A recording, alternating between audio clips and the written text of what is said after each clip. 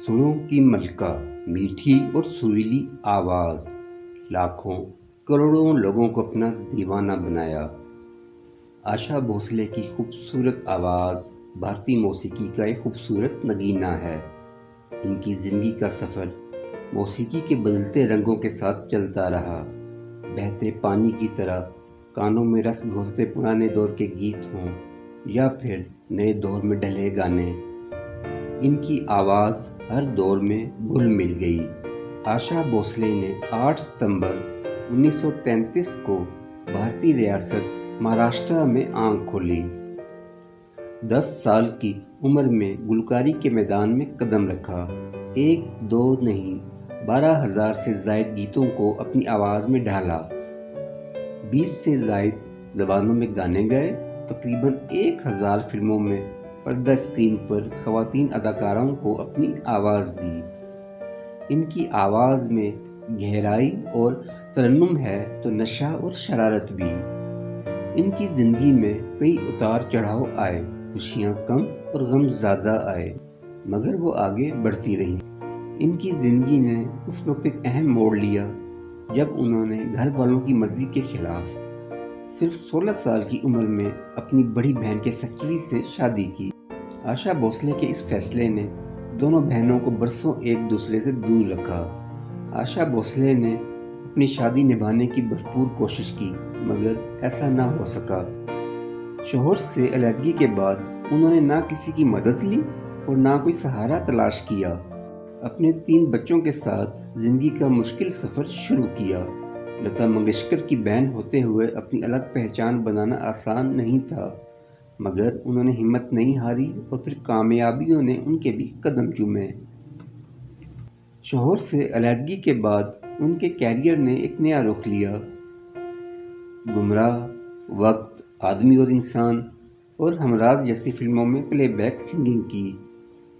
मौसीक़ार O.P. Nayyar ने आशा की आवाज़ की खासियत को पहचाना और इस फिल्मी जोड़ी ने फिल्म इंडस्ट्री को कई सुरीले गीत दिए।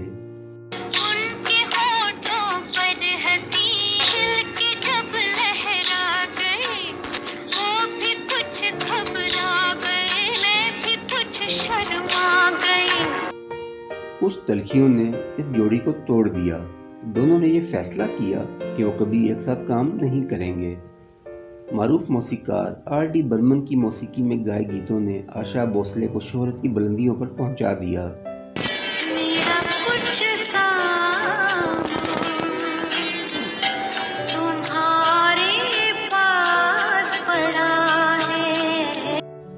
फिल्मी दुनिया की ये जोड़ी हकीकत में भी एक हुए।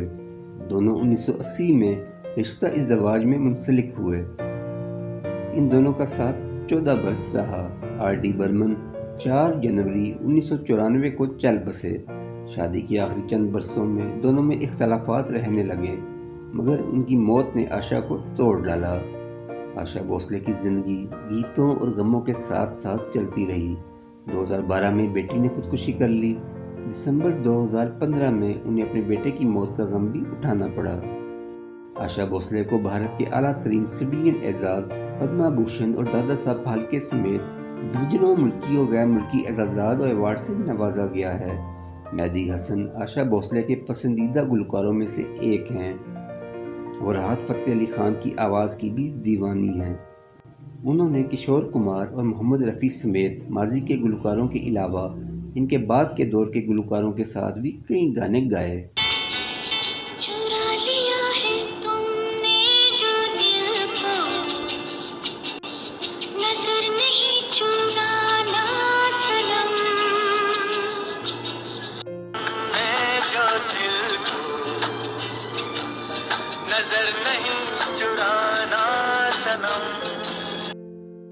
सबसे ज़्यादा गीत गाने पर उनका नाम गिनीज वर्ल्ड रिकॉर्ड में भी दर्ज है। आशा भोसले ने 2022 में फिल्म माही में अपनी अदाकारी से भी अपने चाहने वालों के दिल जीते। हैप्पी बर्थडे आशा जी, जुग जुग जियो।